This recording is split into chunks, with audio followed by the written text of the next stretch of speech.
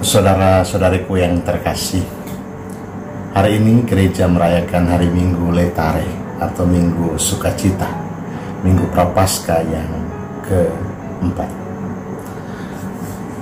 Saya mau bertanya kepada kita semua di awal permenungan ini, saat mati lampu, apa yang kita lakukan saat itu? Mungkin ada yang mengumpat, ada yang kaget, ada yang langsung dengan segera mencari alat penerangan lain, entah senter, entah pelita, entah apapun itu. Orang berusaha untuk mencari sesuatu yang bisa membawa orang keluar dari kegelapan, orang keluar dari situasi yang dalam arti tertentu menakutkan. Dan pilihan utama pasti jelas, orang mencari terang, sang sumber terang dari manapun itu. Maka saudara-saudariku yang terkasih, di saat situasi seperti itu kita mencari terang. Tetapi di sisi lain dalam kehidupan kita, ketika kita tinggal di dalam dunia yang gelap atau kegelapan dunia, di sana kita merasa nyaman, bahkan sulit dan susah untuk keluar dari situasi-situasi seperti itu. Maka dalam perjalanan kehidupan kita bertanya, kita tidak suka ada di tempat yang gelap, tetapi kita menyukai kegelapan itu. Orang korupsi dianggap biasa bagi orang yang tinggal di dalam dunia kegelapan. Dan ketika sekali mencoba, 2 kali, 3 kali, 4 kali, terus menerus, lalu menjadi suatu yang nyaman, membahagiakan. Di sanalah letak di mana orang terikat dalam kegelapan dunia dan susah dan sulit untuk kembali menemukan terang. Butuh sesuatu yang luar biasa sehingga orang benar-benar kembali dengan keyakinan dan dengan kemauan yang besar. Saudara-saudariku yang terkasih, ada di tempat yang gelap itu selalu negatif, tetapi disukai oleh banyak orang. Satu yang tidak disukai adalah pandangan yang gelap atau buta. Orang tidak bisa melihat keindahan yang dikisahkan oleh banyak orang. Mereka berjalan kemana saja dengan mempercayakan diri mereka pada pertolongan orang lain atau tongkat dan lain sebagainya yang bisa menuntun mereka sampai ke tujuan. Sehingga mata buta itu identik dengan kehilangan arah atau pandangan. Dalam kehidupan sehari-hari, kita sering mendengar sharing, ucapan orang bahwa hidupku terasa begitu gelap. Karena persoalan dan tantangan membuat orang merasa hidupnya ada di dalam kegelapan. Sehingga di saat yang sama, ia kehilangan arah, kehilangan pegangan hidup, dan tidak tahu mau buat apa. Saudaraku yang terkasih, hidup di tempat gelap itu tidak menyenangkan, tetapi akan jadi berbeda ketika kita hidup di dalam kegelapan.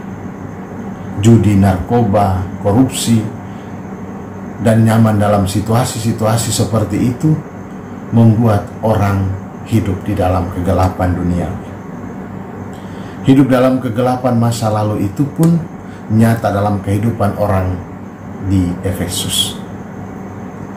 Rasul Paulus hadir untuk memberikan penjelasan, membuka mata hati mereka untuk menyadari bahwa Yesus sang terang sejati telah datang ke dunia dan memberikan cahaya agar orang berani meninggalkan kegelapan dunia dan hidup di dalam terang cahaya, yakni cahaya Kristus.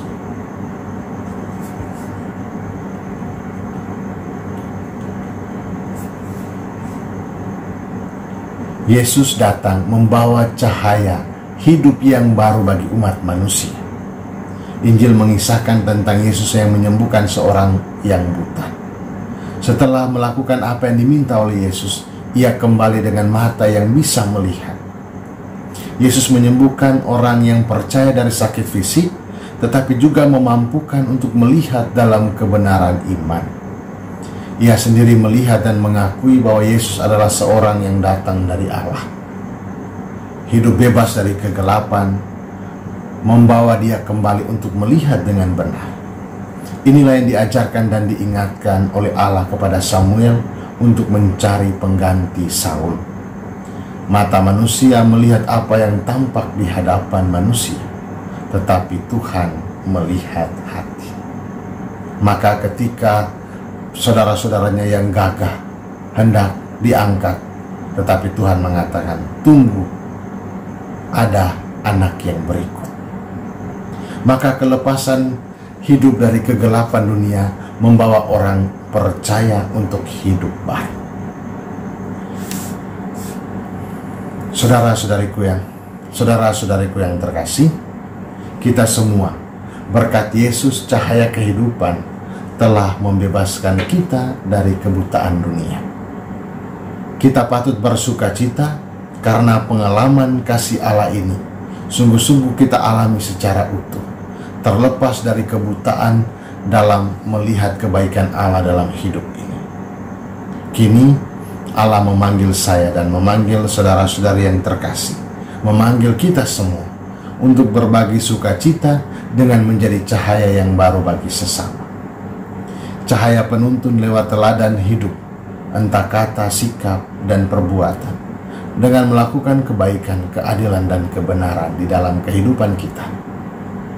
Banyak dari kita yang mau menjadi cahaya dunia, tetapi dia lebih nyaman hidup di dalam kegelapan dunia.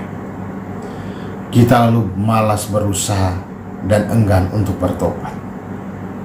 Banyak dari kita mau untuk terlepas dari beban kehidupan, tetapi malas untuk berusaha hidup dalam kekudusan. Banyak dari kita mau untuk menjadi manusia-manusia yang bercahaya, berkarakter, tetapi tidak mau untuk bertekun mengolah diri. Ketika orang berjumpa dengan kegelapan, maka semua yang di dalamnya tertampak jelas. Maka diharapkan perlu ada pertobatan. Maka masa-masa ini adalah masa bagi kita untuk kembali memohon rahmat dan belas kasih, supaya kita yang hidup di dalam kegelapan dunia kini menjadi orang-orang yang dipenuhi oleh cahaya Kristus. Saudaraku, perlu disadari bahwa dosa akan bertumbuh subur jika orang baik tidak melakukan apa-apa.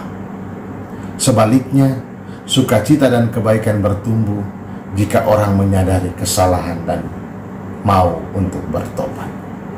Mari bersukacita dalam Tuhan, karena kita diangkat menjadi anak-anaknya.